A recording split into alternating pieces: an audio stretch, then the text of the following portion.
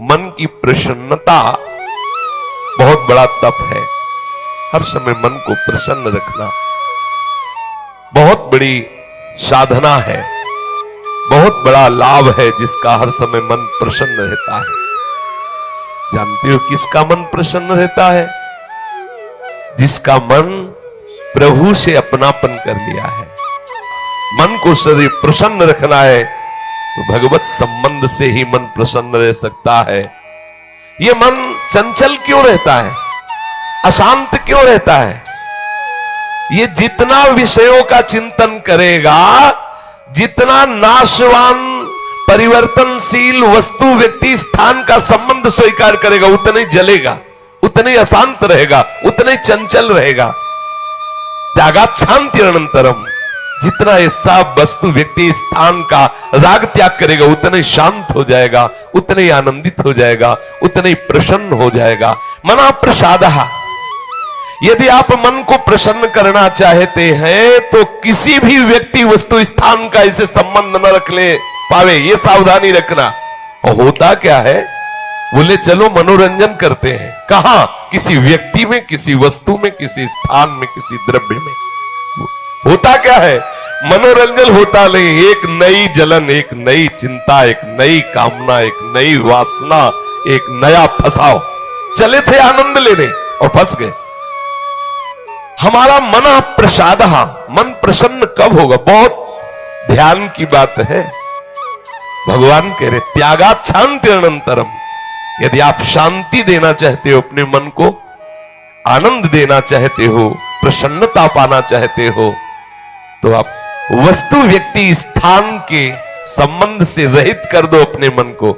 एकमात्र प्रभु के चरणारविंद में आप अपने मन को लगा दो, फिर आप देखें आपका मन सदैव प्रसन्न रहेगा। क्योंकि प्रभु अविनाशी है, वस्तु व्यक्ति स्थान परिवर्तनशील है। वो एक रस प्रसन्न रह नहीं रह सकता जिसका वस्तु व्यक्ति स्थान से संबंध है, नहीं रह सकता। क्योंकि वो एक रस नहीं है तो मन कैसे एक रस होगा? वो विनाशी है, परिवर्तनशील है, मूल में दुख है, केवल ऊपर से सुखद दिखाई दे रहा है। मन में अशांति, दुख, क्लेश, बंधन का कारण है किसी वस्तु व्यक्ति स्थान से अपनापन कर लेना। सूक्ष्मता से देख लीजिए, अभी हम यही फंसे हैं, चाहे हम ज्ञानी भगत हो चाहे प्रेमी भगत हो, अभी केवल मन के भगत हैं। मन को अभी भक्ति के मार्ग में नहीं खड़ा कर पाए। किसी भी वस्तु व्यक्ति स्थान से राग न रह जाना यह वैरागी का लक्षण है। समस्त वस्तु व्यक्ति स्थान में एकमात्र सच्चिदानंद आराध्य देव को देखना यह अनुरागी का लक्षण है। हम देखें कि हम न तो वैरागी है ना अनुरागी है, हम तो रागी है। हर वस्तु व्यक्ति स्थान से हम सुख भोगना चाहते हैं। देख लो, अगर ऐसा नहीं तो फिर मन जाएगा ही नहीं। जब तक सुख की लालसा नहीं तब तक मन जाने वाला नहीं। इसको जहां जहां सुख का मिलने का भाव है वहीं वहीं ये जाता है। जब धन, संपत्ति, स्त्री, पुत्र, नाना प्रकार की भोग सामग्री, इनमें हम अपनापन कर लेते हैं तो मन हमारा चंचल हो जाता है। सबका प्रश्न होता है, मन भजन में नहीं लगता, चंचल है। मन चंचल आपने किया है, आपको ही छोड़ना पड़ेगा। आपने वस्तु व्यक्ति स्थान से संबंध कर लिया है, वो चंचल, परिवर्तनशील, नाशवान, वही लक्षण मन को आ रहे। और आप अविनाशी प्रीतम से अपना संबंध कर लो, देखो कितना आनंद मन में रहता है, कितनी प्रसन्नता रहती मन में। भगवत चरणारविंद का आश्रय लेने वाला हर समय प्रसन्न रहता है, ये पहचान है। भारी से भारी विपत्ति में भी उसका हृदय आनंदित रहता है, क्योंकि ये विपत्ति संपत्ति बाहरी बात है। वो जिस आनंद में मगन है वहां न विपत्ति का न संपत्ति का, दोनों का प्रवेश नहीं, न हर्ष न शोक का। इसलिए मना प्रसादा, साधक ध्यान दे संतुष्टा है केनवा। हर परिस्थिति में मन को प्रसन्न करना सीखे, प्रसन्न रखना सीखे। परिस्थिति में प्रसन्न तभी रह सकते हैं जब भगवत चरणारविंद का आश्रय नहीं। कभी परिस्थितियां किसी को चैन नहीं लेने देती, कभी सहयोग, कभी वियोग, कभी हर्ष, कभी शोक, कभी अनुकूल, कभी प्रतिकूल, कभी मान, कभी अपमान। इसी द्वंद्व में हम पिसते रहते हैं। तो मन कहां प्रसन्नता का अनुभव कर पाता है। मन की प्रसन्नता के लिए सांसारिक वस्तु, व्यक्ति, परिस्थिति, देश काल, घटना आदि को लेकर के हम अपनापन, अहम करके उसे ना माने। जैसे ये व्यक्ति मेरा है, ये वस्तु मेरी है, ये स्थान मेरा है, ये अमुक अमुक मेरे।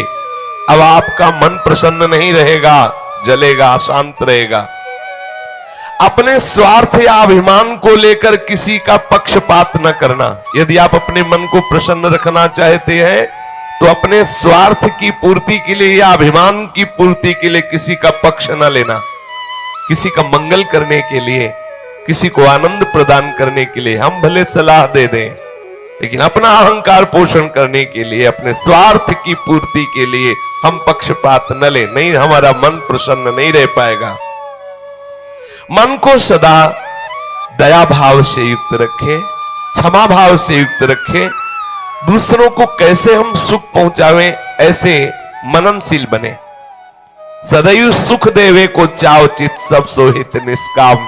सबको सुख पहुंचाऊं लेकिन किसी से सुख पाने की लालसा ना हो, मन प्रसन्न रहने लगेगा। मन में जब दूसरों के हित की भावना होती है तो प्रसन्नता का प्रादुर्भाव होता है। और सदैव मन को प्रसन्न रखने के लिए थोड़ा भोजन पाना सीखें, कम बोलना सीखें, कम सोना सीखें और सदैव भगवान नाम जपना सीखें। अखंड प्रसन्नता आ जाएगी। मानते हैं प्रारब्ध के अनुसार शरीर रोगी हो सकता है, परिस्थिति प्रतिकूल आ गई, संसार ने तुम्हारा त्याग कर दिया, लोग निंदा करते हैं, लेकिन आप प्रसन्न रहेंगे क्योंकि आपने बहुत बड़े करुणा निधान आनंद समुद्र प्रभु का आश्रय ले लिया है।